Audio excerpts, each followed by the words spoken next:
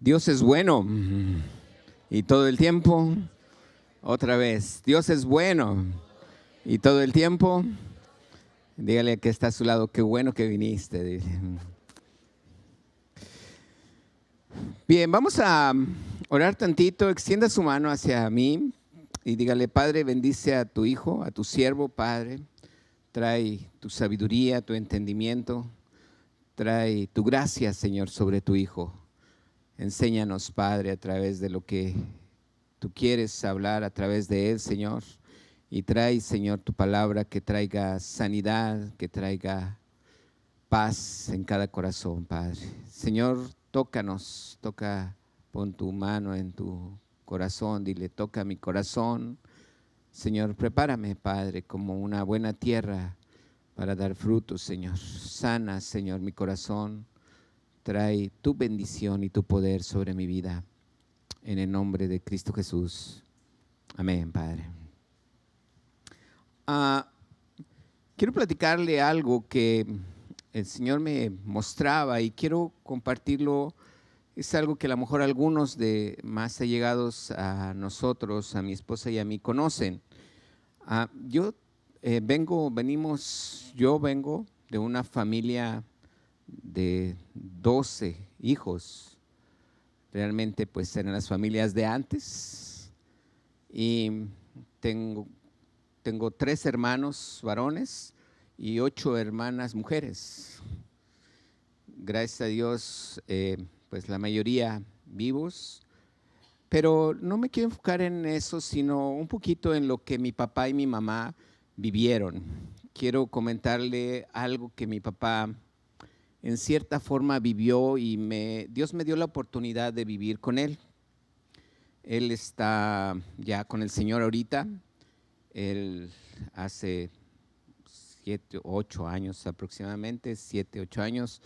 No conozco muy bien las fechas. Hay una hermana a lo mejor observándonos por ahí, ella sabe muy bien todas las fechas. Pero 2 años antes de venirnos aquí, mi papá partió con el Señor.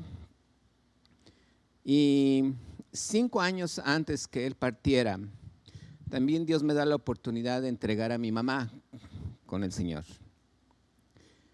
Ese es el momento que quiero compartirte. Mi papá venía de una familia de 6, tenía 5 hermanos menores que él, mi papá era el mayor.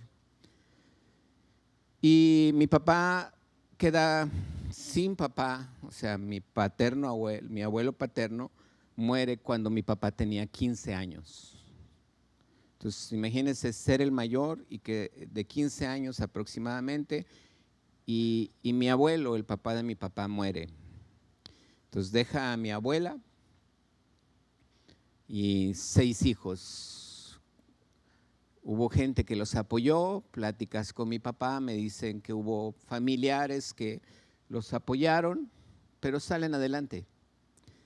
La mayoría de mis tíos fueron ferrocarrileros, mi papá era ferrocarrilero.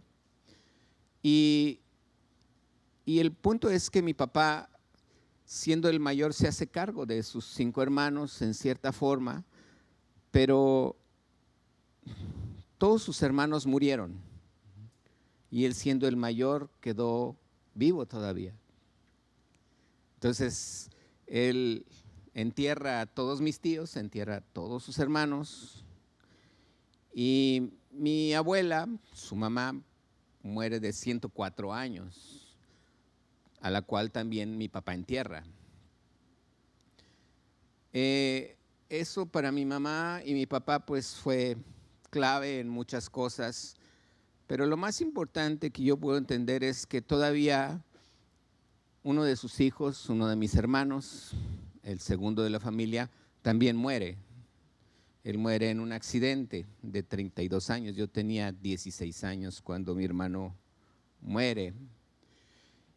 Y todo eso yo creo que en la vida de un padre sigue afectando, va afectando, porque te vas quedando sin los tuyos, te vas quedando sin hijos, te vas quedando sin los tuyos. Y cuando muere mi mamá, estábamos en el cuarto, mi mamá no quiso que la llevaran al hospital, ella quería estar allí en la casa. Y pues ya sabíamos, mi hermana Carla era la que estaba en su casa y había muchos hermanos allí, hermanos. Y yo estaba allí y estaba mi papá así a la cabecera de la cama donde estaba mi mamá. Y de repente ya mi mamá expira, yo estuve orando, ya entregamos su espíritu, terminó mi mamá y yo oré, le acomodé su cabeza, todas mis hermanas lloraron, mi papá también lloró, yo por ser pastor y de los hermanos más chicos, pues tenía que hacerme el fuerte, no podía llorar, era algo que sentía yo que no podía llorar y realmente son experiencias que he vivido en mucho tiempo. Pero lo que me hace llorar o lo que me hizo llorar mucho fue, o lo que me hizo contenerme más es el llanto de mi papá. Y mi papá dice, ya me quedé solo. Y yo le dije, papá, todavía vemos muchos hijos, pero él empezó a llorar. Y en ese momento yo comprendí el por qué él dijo, ya me quedé solo. Porque ya no había nadie de los de él. O sea, ya no había ninguno de los de él. Sus hermanos, su mamá, su papá, su esposa, un hijo de él. Él sentía que ya se quedó solo. Y esas son las cosas que yo a lo mejor viendo a mi papá el día en que también lo entregamos a él, es algo que en mi corazón he guardado muchas cosas que aprendo de él y vivo de él. Por eso es que veo en las actitudes de mi papá, en el carácter de mi papá, en la forma de ser de mi papá, que siempre fue un hombre que sacó adelante a todos sus hijos. O sea, éramos 12. Y era difícil verlo en la casa porque siempre estaba trabajando. Incluso su trabajo, podíamos estar un fin de año, el 31 de diciembre, dispuestos a cenar para recibir el año nuevo. Y él le mandaban a hablar del trabajo y él se iba a trabajar porque no importaban las fechas. Ahí no había una fecha en la que pudiera decir, tengo vacaciones. Trabajó 48 años en el ferrocarril. Y algo que entiendo que cuando yo entrego a mi papá, estaba solamente mi hermana Carla, cuando yo entrego a mi papá en la casa de mi hermana Carla, yo entendía que Dios podía tratar en la vida de muchos de mis hermanos de cierta forma. Yo no sé si usted ha vivido situaciones en las que en su corazón ha habido momentos difíciles en su corazón. Digo difíciles porque hoy vamos a ver algo que a mí me ha llamado mucho la atención, incluso he predicado en otras ocasiones con respecto a esta parte de la historia de la Biblia que no es una parábola. Y es algo que me llama mucho la atención porque ahora Dios me muestra algo muy diferente. Conozco gente que ha vivido situaciones peores. Hubo en una ocasión una persona, ahora hace poco me mandó un video donde me dice, en ese video viene donde hay una muchacha en un supermercado y está viendo a una señora y se acerca con ella y le dice, tú eres mi mamá. Y te estuve buscando y tú eres mi mamá. Y la mamá le dice, no me interesa. Pero es que tú eres mi mamá. Dice, ¿y qué? Eso es algo que yo ya dejé al final. Dice, si te entregué, ya para mí ya no me interesas. Imagínate el impacto de ella tratando de buscar a su mamá toda la vida para el día encontrarla, sentir un rechazo. Yo creo que son cosas que uno no experimenta. He visto y he vivido, he ministrado aún personas que batallan con su identidad, que se sienten rechazados porque están en una identidad que no han sido claros en su vida y que se acercan a Dios hombres o mujeres, hombres que creen ser mujeres, mujeres que creen ser hombres y se acercan a Dios, me preguntan, me piden consejo y simplemente a través de la palabra ellos han encontrado algo que los ha vuelto a recibir su identidad. Pero los escuchas y ves cómo hay muchas veces que son rechazados por todo el mundo. Son hechos a un lado. Creo que eso es algo que he visto también en gente que ha estado en cierta forma en un trabajo, haciendo lo correcto, haciendo bien siempre las cosas, y por algo que llega una persona, lo ponen en un puesto arriba de él y es desplazado, nomás por el simple hecho de que no le caíste bien al que está arriba y eres desplazado o algo. Hay un pastor que conozco muy bien su historia, él era gerente en una empresa y el director con todos sus gerentes le gustaba hacer fiestas no tan sanas y pues él antes de ser pastor trabajaba en esa empresa como yo lo trabajé en un tiempo y simplemente lo corrieron porque no era un muy buen elemento y lo corrieron porque no estaba de acuerdo con el director. Un rechazo. Y hay gente que veo como hijos en el mesón del cielo. Me decían algunos que ministraban, me decían, yo nunca conocí a mi papá. ¿Cómo lo puedo honrar si nunca lo conocí? Y quiero que me acompañe a Juan capítulo 4. Es una historia que usted ya conoce. Juan capítulo 4 es la historia de la mujer samaritana. Y vamos a ver desde el versículo 4, quisiera que me acompañara. Dice la escritura, le era necesario, repita conmigo, necesario. Le era necesario pasar por Samaria. Verso 5 dice, vino pues a una ciudad de Samaria llamada Sicar, junto a la heredad de Jacob, que Jacob dio a su hijo José.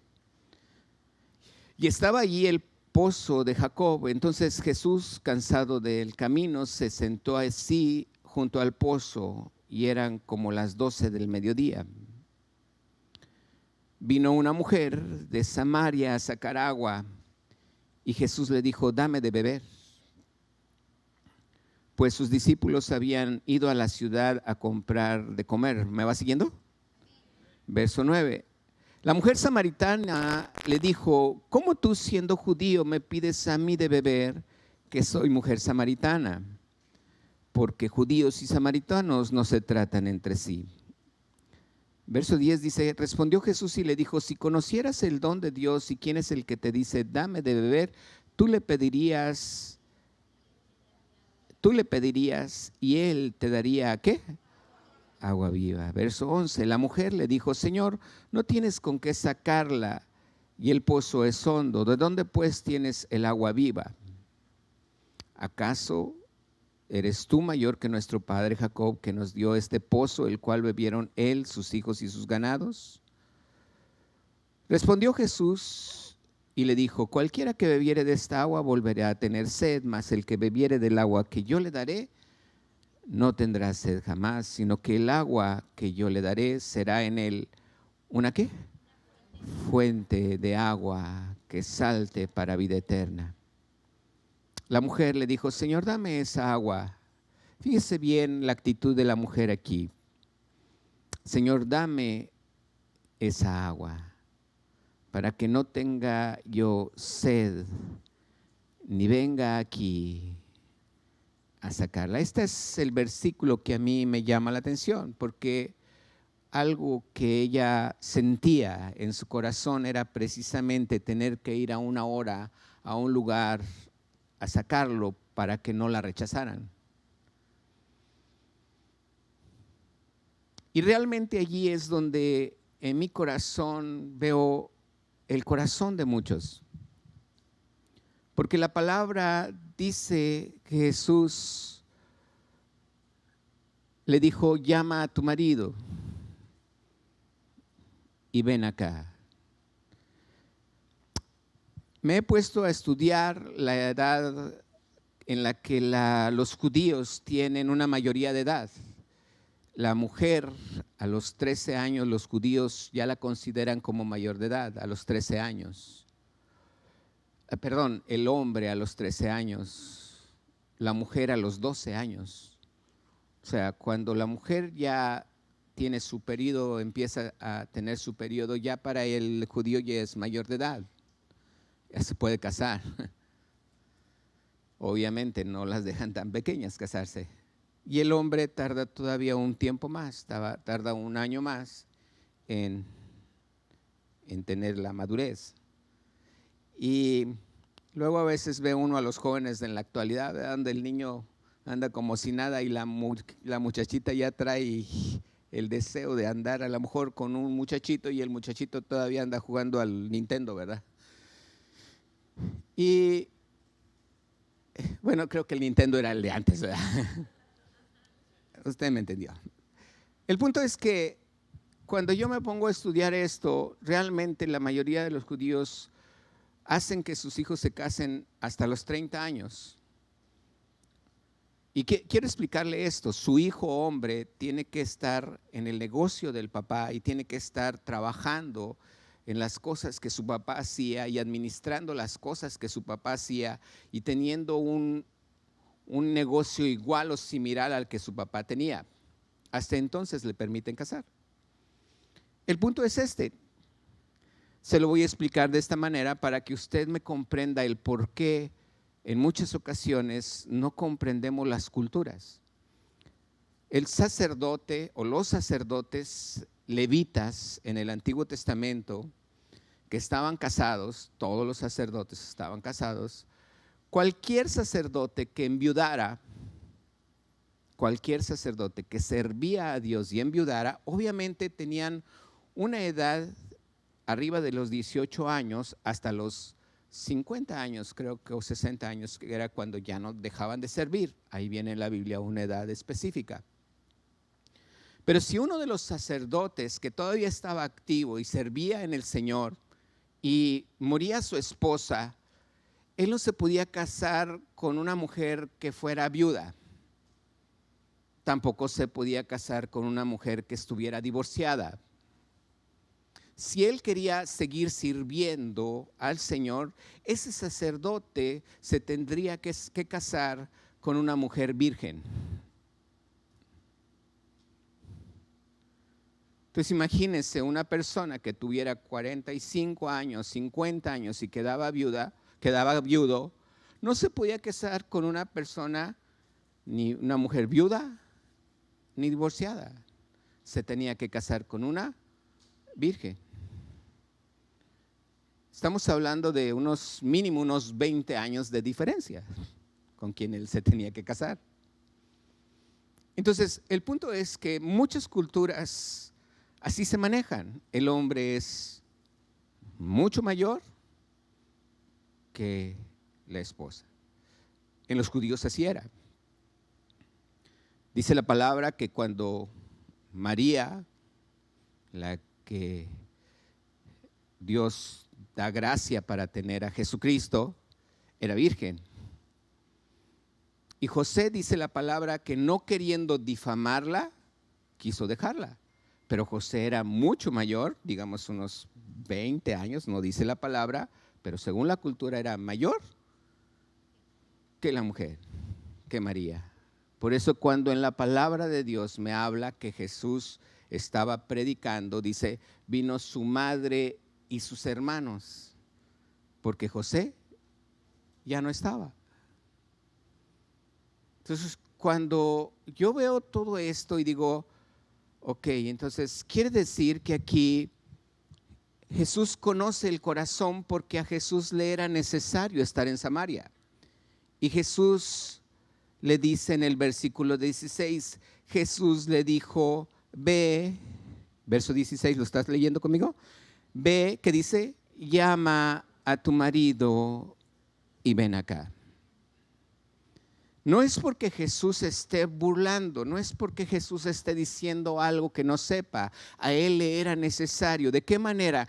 Yo no sé si un día antes, cuando estaba orando, Dios le habló a Jesús y le dijo: es necesario que estés en Samaria mañana antes del mediodía, porque allí te voy a tener que usar, porque vas a ministrar a una mujer.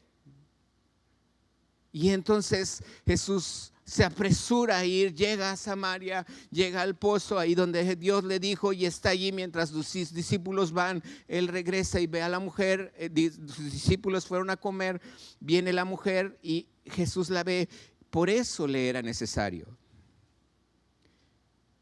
El punto es que Jesús le dijo, cuando la mujer le dice, respondió la mujer y dijo: no tengo marido. Jesús le dijo: bien has dicho, no tengo marido, porque 5 maridos has tenido y el que ahora tienes no es tu marido. Esto, dice, has dicho con verdad. El punto que muchas veces nosotros, al momento de leerlo, estamos viendo la reacción o la forma de pensar de la mujer o la manera de hablar. Pero quiero que sepas una cosa, que el que se divorciaba no era la mujer, el que divorciaba era el hombre. El que pedía el divorcio no era la mujer, el que pedía el divorcio era el hombre. Quiere decir que en 5 ocasiones esa mujer fue rechazada por un hombre. 5 hombres la rechazaron. Y que el que ahora estaba con él, ahí estaba, pero prefería no casarse. ¿Quién? El hombre, no la mujer. Por eso, para mí, algo que yo quiero que veas, que lo que la mujer está diciendo en este momento es algo tan importante para ti y para mí, de entender qué es lo que está viviendo en su corazón. Jesús no sanó su pecado de la mujer. Jesús no estaba sanando el pecado de la mujer. Jesús estaba sanando el rechazo en su corazón. ¿Sí vemos la diferencia? Muchas veces tú y yo estamos acercándonos a Dios creyendo que es Dios para perdonar mis pecados, pero Dios ve la raíz de nuestros problemas. Dios ve lo que está en la raíz, el por qué tú y yo actuamos de esta manera. Jesús está sanando el rechazo que ella tenía en su corazón. Jesús sana la raíz de nuestros problemas. Jesús sana la raíz aún de mis enfermedades. Jesús sana las raíces que tú y yo muchas veces no lo comprendemos, porque aquí la palabra de Dios nunca me lo dice. Pero si tú y yo estamos estudiando y estamos comprendiendo la Escritura, podemos entender que la mujer, así como ahorita mencionaron que la multiplicación de los peces y de los panes fueron 5,000 hombres, sin contar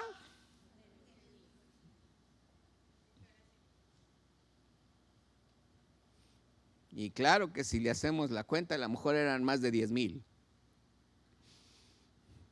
Pero siempre es como hacer a la mujer a un lado. Por eso cuando ahora viene Jesús, Jesús dice: todos delante del Padre somos iguales.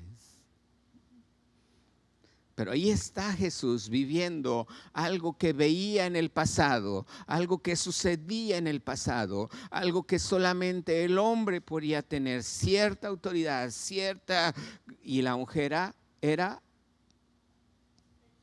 en cierta manera hecha a un lado. 5 maridos que la rechazaron. Jesús no estaba sanando los pecados de ella, Jesús estaba sanando su corazón por ese rechazo que ella vivía en su corazón, que ella tenía en su vida. ¿Cuántas veces hemos topado con gente? A lo mejor tú mismo has vivido un momento de rechazo. Como pastor siempre es algo importante para nosotros, estar visualizando el corazón de la gente, los pensamientos de la gente, la vida, la conducta, porque es algo que realmente para nosotros lo que podemos entender es que Dios siempre va a tener en tu corazón la respuesta para sanar la raíz de muchas cosas. A veces nosotros tenemos situaciones difíciles en nuestra vida. ¿Ven? Y pareciera ser que alguien hirió en mi corazón, hirió en mi vida algo. Y hay una herida. Y cuando hay esa herida en mi vida, automáticamente me haya hecho lo que me haya hecho, quien me lo haya hecho, te voy a dar mejor esta. Esa herida trae un dolor. Y ahí lo tienes. Esa herida trae un ¿qué? Y ahí lo tienes. Y ahí lo estás cargando. Esa herida trae una carga. Puede ser un rechazo. Puede ser simplemente algo emocional. No quise usar la palabra simple por menospreciar, sino puede ser desde un menosprecio, un rechazo, hasta un cáncer. El cáncer no duele, pero ahí está. Y cuando sabes que ahí está, entonces duele. Pero ahí está. Y esa herida es algo que allí está afectando tu corazón. Y lo traes cargado, porque si no estuviera así, a lo mejor te pudiera poner a Rubén así y decirle, ahí mantente por 4 horas. Al rato su mano se va a cansar. Bueno, en la otra le damos la Biblia, ¿verdad? Para que balancee. El punto es que siempre es una carga que tú traes ahí.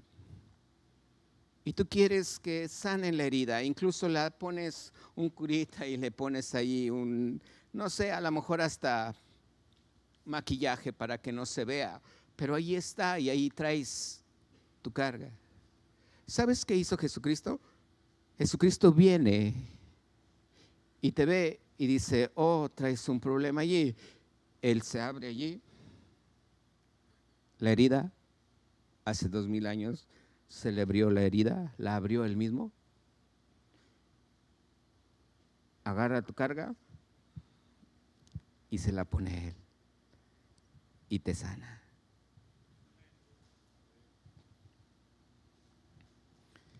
Y ahora él trae la carga y a ti te hace libre de esa carga. Eso es lo que Jesús hizo. Yo no lo digo, ahorita lo vamos a leer. Dice, Él llevó todas mis cargas. Él llevó todas mis enfermedades. Cuando hay cosas en mi mente, en mi corazón, que suceden y que me lastiman y que yo traigo la carga, Jesús no viene a ponerte un maquillaje y un curita. Jesús se hace la herida donde tú la tienes, agarra tu carga y se la pone y te quita esa carga. Eso es lo que le pasó a la mujer samaritana. Seguimos leyendo. Dice la palabra. Respondió la mujer y dijo, no tengo marido. Jesús le dijo, bien has dicho, no tengo marido, porque 5 maridos has tenido y el que ahora tienes no es tu marido. Esto has dicho con verdad. La mujer le dijo, Señor, me parece que tú eres profeta. Nuestros padres adoraron en este monte. Vosotros decís que Jerusalén es el lugar donde se debe de adorar. Jesús le dijo, mujer, créeme que la hora viene cuando ni en este monte ni en Jerusalén adoraréis al Padre. Vosotros adoráis lo que no sabéis, nosotros adoramos lo que sabemos, porque la salvación viene de los judíos. Pero la hora viene y ahora es cuando los verdaderos adoradores adorarán al Padre en espíritu y en verdad, porque también el Padre tales adoradores busca que le adoren. Dios es espíritu y los que le adoran en espíritu y en verdad es necesario que le adoren. Imagínate la mujer escuchando a Jesús decir todas estas palabras. Era como un aliento de vida. Le dijo la mujer: sé que ha de venir el Mesías, llamado el Cristo. Cuando Él venga, nos declarará todas las cosas. Una mujer en esperanza, una mujer sabiendo que un día alguien le dirá todas las cosas como son. Jesús le dijo, fíjese bien, verso 26, Jesús le dijo: estás buscando al Mesías, estás buscando al Cristo. Jesús le dijo: yo soy el que habla contigo. A veces sentimos que Dios nos habla, está aquí, tú estás siendo llenado, Dios te ministra, pero hay veces que el enemigo, dice la Escritura, que también él siembra cizaña. Dios siembra una semilla de palabra, de verdad, pero el enemigo en la noche viene y siembra ¿qué? Cizaña. Y allí es donde empieza la lucha en uno. ¿Será Dios hablándome cuando tú estás recibiendo una palabra y alguien no está contento con tu felicidad, con tu paz, con tu tranquilidad, sabiendo que Jesús sanó todo? De repente hay alguien que te está diciendo todo lo contrario y que te aleja de la palabra de Dios. Allí es donde yo digo: Señor, ¿por qué estás mostrando esta palabra? Dice el verso 27, vinieron sus discípulos, se maravillaron de que hablaba con una mujer, sin embargo ninguno dijo: ¿qué preguntas o qué hablas con ellas? Verso 28, entonces la mujer dejó su cántaro, se fue a la ciudad. ¿Y qué dice? ¿Qué dice? Dijo a los hombres. Una mujer que sentía el rechazo. Una mujer que no quería hablar con nadie, una mujer que no quería ni ver a nadie, una mujer que llega a un momento dado, en todos los días hacía lo mismo y no quería voltear a nadie porque todo el mundo la rechazaba.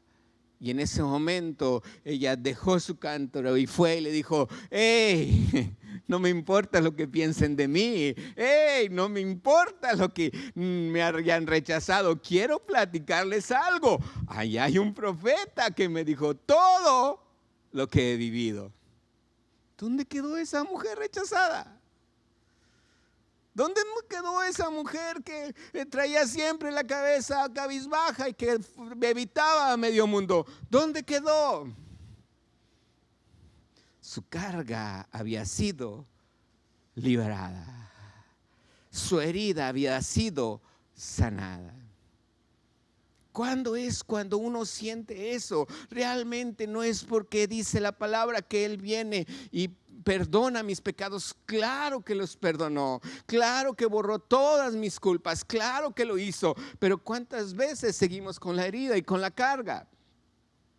Y me sigo viendo enfermo y me sigo viendo con esa situación allí. Pero Jesús sana la raíz de mis problemas. Jesús sana la raíz de mis enfermedades. ¿Sabías que la mayoría de las enfermedades, por no decirte el 100%, se sanan cuando primeramente es sanada tu alma? Había un paralítico que lo bajan del techo, hacen un techo y está allí, no podía meterlo por la puerta, hicieron un agujero y bajaron al paralítico. A ese paralítico Jesús y a muchos otros que estaban enfermos, Jesús no le dijo: levántate y anda. Primero le dijo: tus pecados te son perdonados.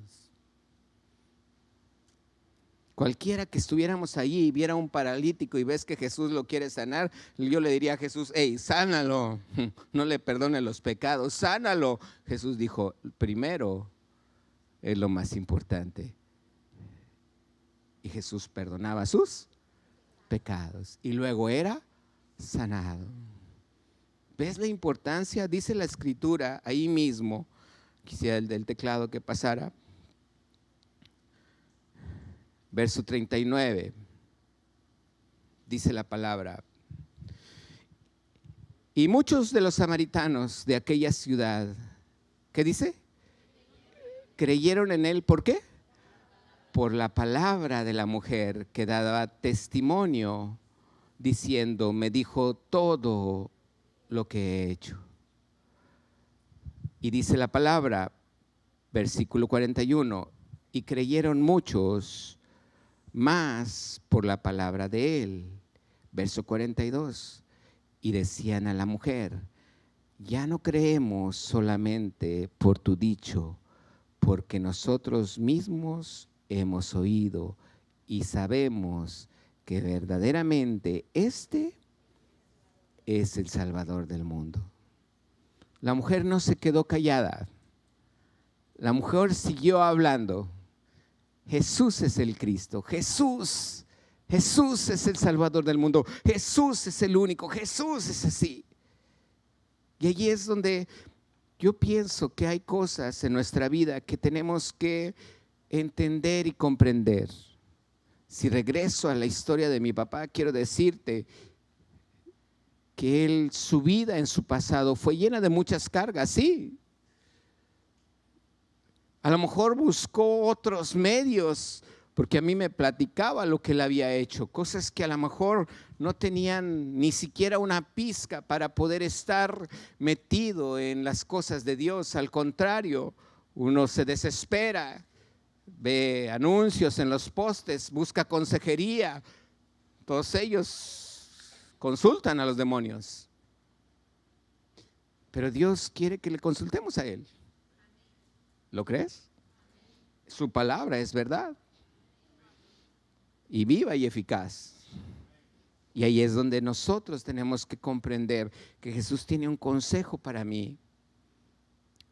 Muchas de las cosas vienen en esto. A una persona que se ha sentido que no es parte de su familia, que hay un rechazo por tu papá o tu mamá. Fíjate lo que dice el Salmo 22, versículo 10.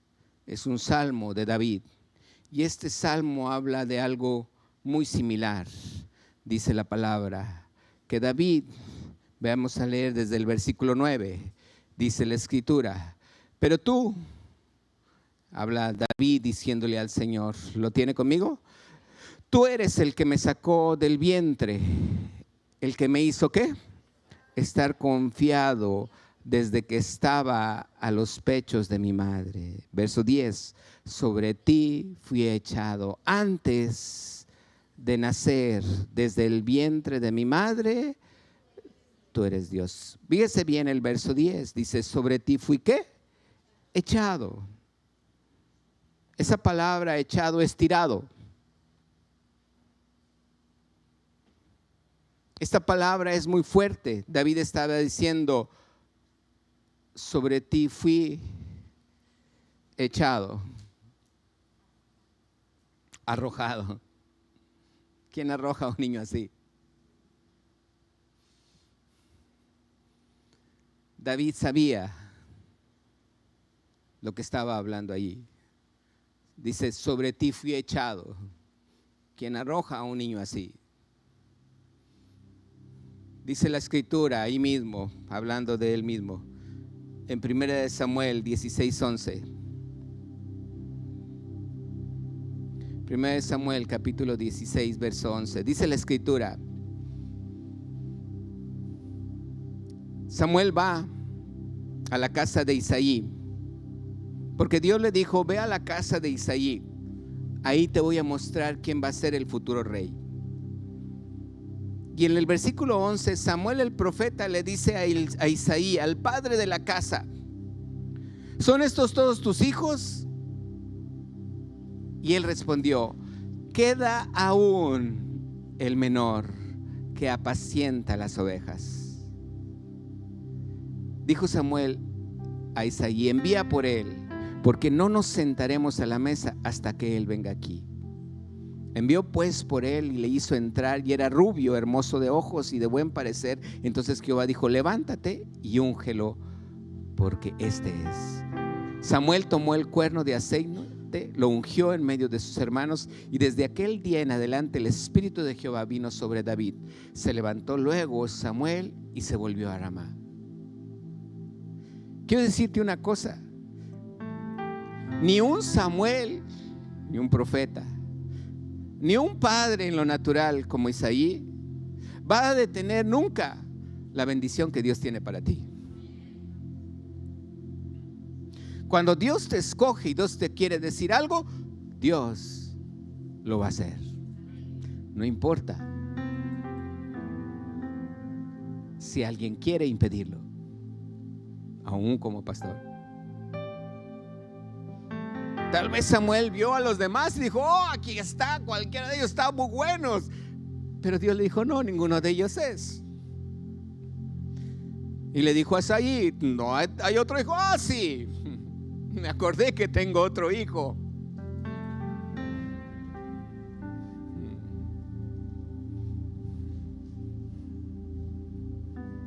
Me preguntaban: oye, Paco, ¿y te conoces los nombres de tus 8 hermanas? Pues eran mis hermanas, me los sé todos. Hay cosas que nosotros debemos de comprender lo que Dios quiere hacer con mi vida. No me importa lo que tú estés viviendo. Dios agarró el peso de tu herida y lo cargó en él. Ya te lo quitó. ¿Lo crees? Él sanó tu herida. Él se abrió el lugar donde tú mismo te sientes herido, y Él agarra ese peso y te dice: déjamelo a mí. Quiero que seas libre. A veces la gente no lo ve de esta manera, pero en Isaías 53 es un versículo que todo tú sabes. 53, versículo 3, dice la palabra: despreciado. ¿Cómo dice? Quitaron el valor de él, rechazado, menospreciado, desechado entre los hombres. Quitó. Él se puso en ese lugar donde tú has sentido desechado.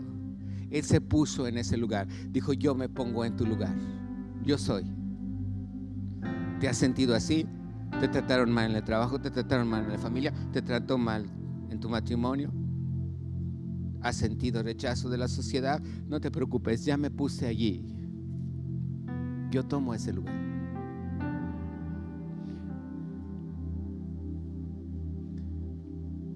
Varón de dolores, experimentado en quebranto, y todavía escondían de él el rostro. Hay veces que uno ve a alguien y él me va a ayudar, y cuando lo ves, él hace como que no te vio.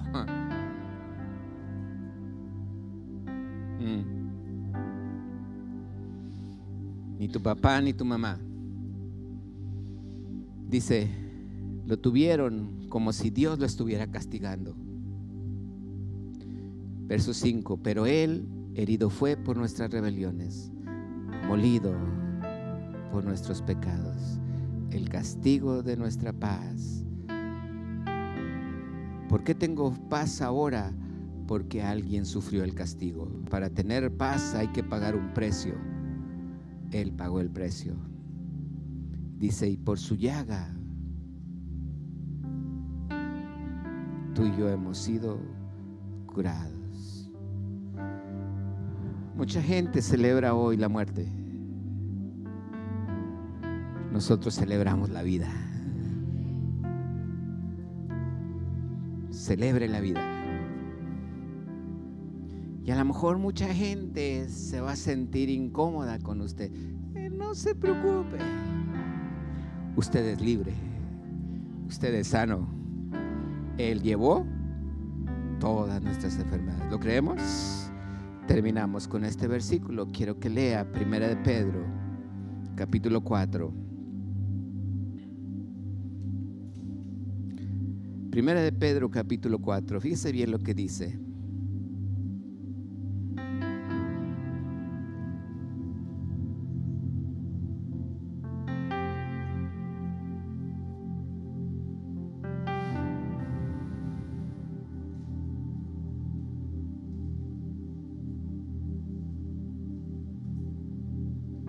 Ahorita le doy el versículo. Primera de Pedro, capítulo 4. Dice el versículo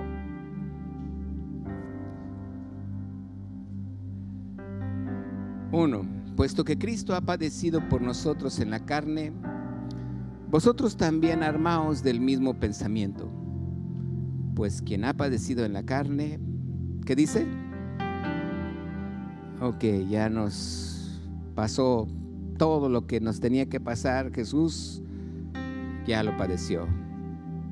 Para no vivir el tiempo que resta en la carne conforme a las concupiscencias de los hombres, conforme a los deseos de los hombres, sino conforme a la voluntad de Dios.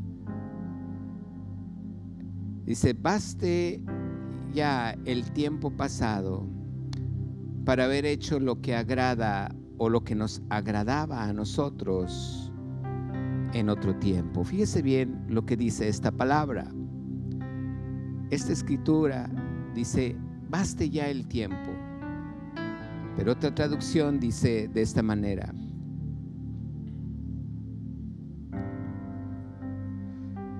el tiempo ya pasado les es suficiente.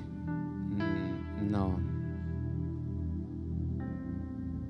Es que leí aquí otra traducción que me gustó mucho, pero no la traigo en esta computadora. Y esto me está hablando de las cosas que tú y yo hacíamos en el pasado. Dice, baste ya el tiempo, que sea ya suficiente de lo que hacíamos, de nuestros deseos antes de conocer a Cristo.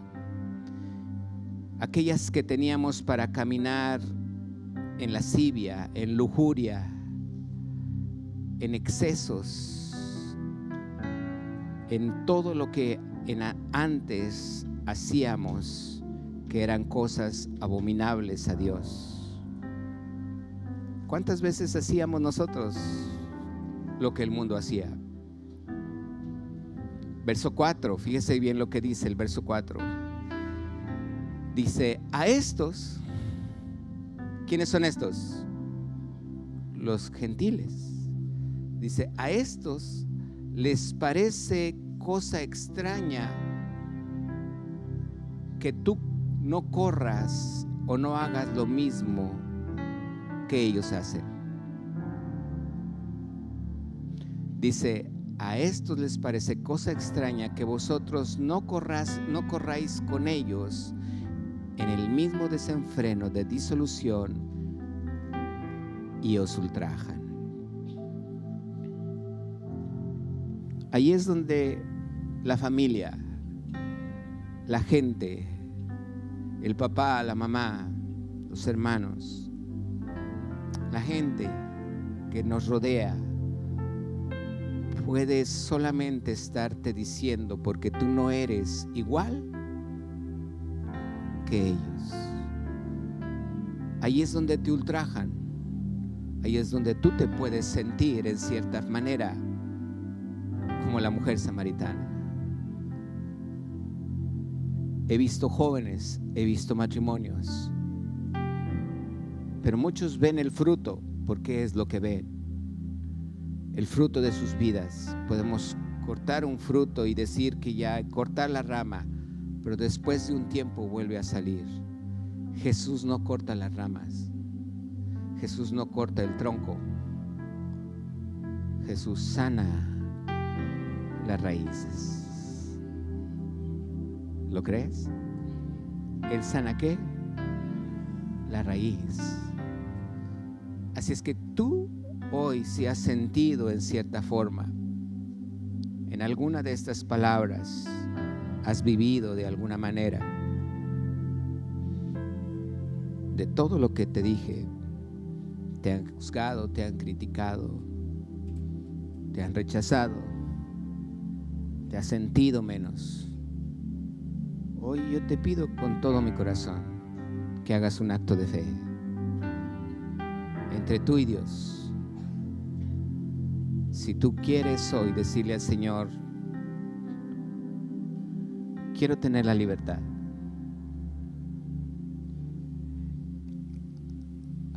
Una palabra de alguien quien amabas pudo haber hecho una herida tan grande y tan profunda. Pudo haber puesto una carga tan grande allí.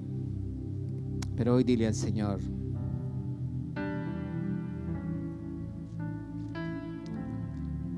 sé que te hiciste esa herida.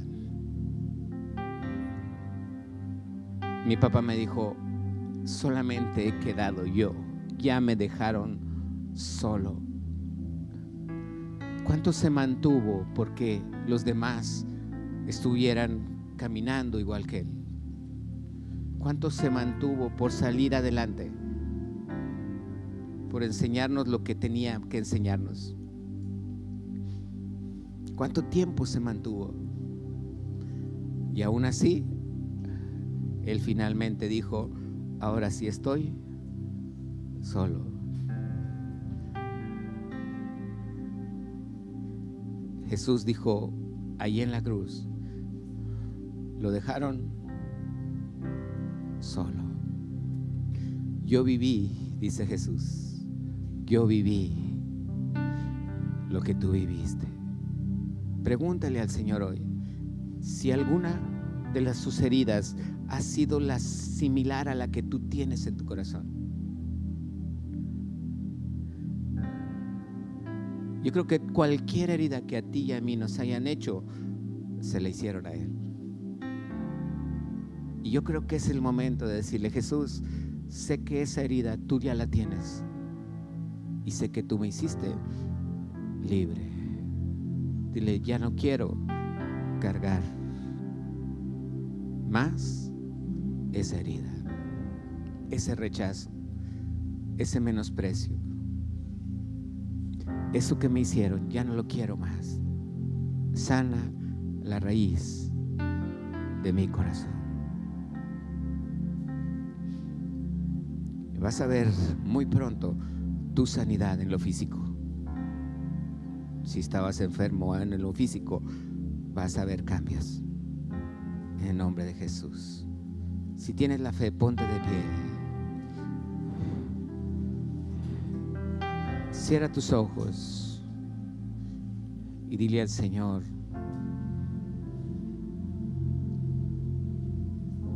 hoy ora con Él.